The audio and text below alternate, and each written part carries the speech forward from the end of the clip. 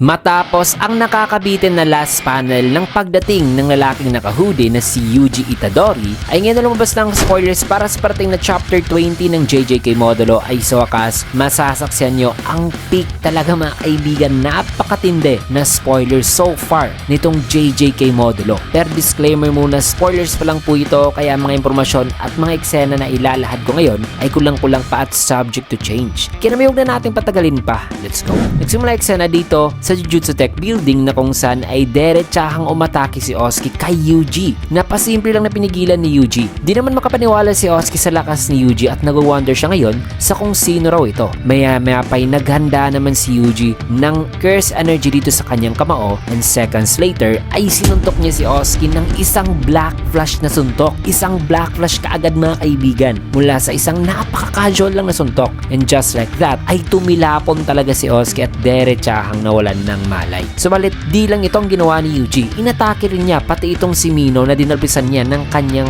dugo. Ngunit ang dugo nito ay may epekto na kay Mino na ngayon napasukan na ng dugo. It's as if ang effect nito ay same sa effect ng dugo ni Choso nung humalo sa katawan ni Naoya.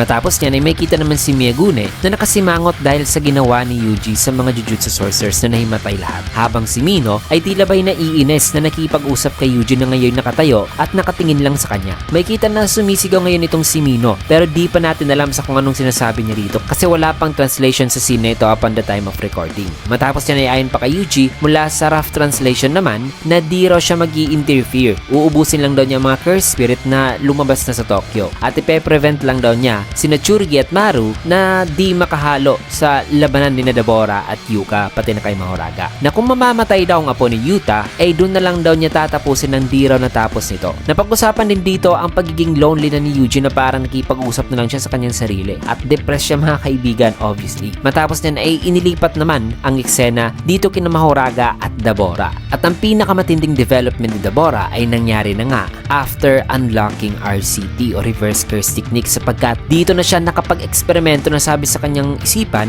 na what if raw kung ibubuhos niya ang positive curse energy dito sa kanyang curse technique, in which ay dito na nga siya nakabuo ng kanyang sariling curse technique reversal. Ang reversal ng kanyang light sorcery na isang shadow mga kaibigan. Ngumiti naman si Dabora sa kanya na discover na maaari rong tatapos raw talaga ang attacking to kay Mahoraga. Kasi di pa raw natitikman ni Mahoraga ang ganitong klaseng atake. Kaya ngayon ay kung ia-atake niya raw kay Mahoraga ang bagong technique na ito ay sisiguraduhin daw niya na mag-one shot talaga ito kay Mahoraga. So man, nanganganib na itong si Yuka kasi mukhang ma-one shot na ni Dabora si Mahoraga gamit ang curse technique reversal, which will end the ritual at mamamatay na si Yuka na nasa suspended death. Pero bago muna yan ay inilipat muli ang eksena kina Tsuragi at Rika na nakikipag-clash kay Maru. Pina-freeze naman sana ni Maru ang braso ni Tsuragi pero binasag lang ito ni Tsuragi at sinuntok si Maru. At di lang yan, hinawakan ni Tsuragi ang lupa at mula sa shadow ay dito naman nakuha ni Rika ang isang curse tool na ang Split Soul Katana. Ang pinakamalakas na curse tool ni Maki mga kaibigan na binigay ni Mai sa kanya. Sabay dito na naganda si Tsuragi, subalit bigla namang na-distract si Maru at napatingin sa malayo nang may kita na habang papalit sa mga curse spirit sa Tokyo ay na-sense ni Maru na may aatake sa kanila. At ang aatake sa kanila ngayon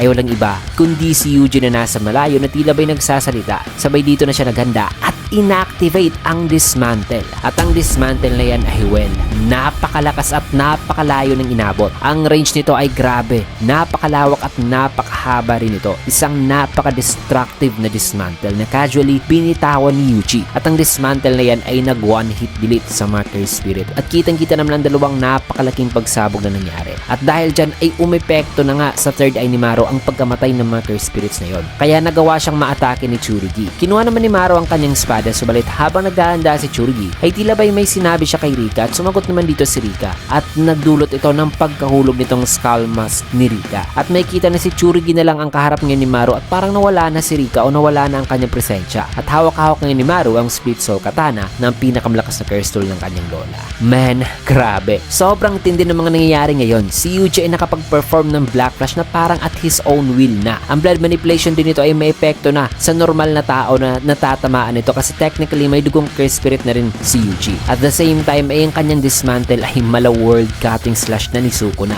grabe ang lakas at range nito. At di lang yan, si Dabura ay nakadiscover na rin ng curse technique reversal. Si Tsurugi ay may split soul katana na pero natanggal naman ang kanyang skull mask. Si Yuka ay nanganganib na rin kasi posibleng ma-one shot ni Dabura si Mahoraga. I mean, grabe, napakaraming matitinding eksena ang nangyayari ngayon mga kaibigan. Sa spoilers pa lang na yan. Kaya di na talaga ako makapaghintay sa full chapter review nito kasi doon nyo talaga malalaman sa kung gaano nakalakas itong si Yuji, ang kanyang goal, ang plano ni Dabura, Maru at Tsurugi at ang mas damapang labanan at tsak na magpapahype talaga sa inyo ng gusto at marami pang ibang eksena na di na isama rito at di pa na-translate mga kaibigan. Kaya abangan nyo lang ang full chapter review natin kasi dito man natin tatapusin ng video. Kaya naman kung nagustuhan yung video, kinakit a like, comment, follow, subscribe na rin for more videos like this. Maraming salamat and see you guys again on my next video.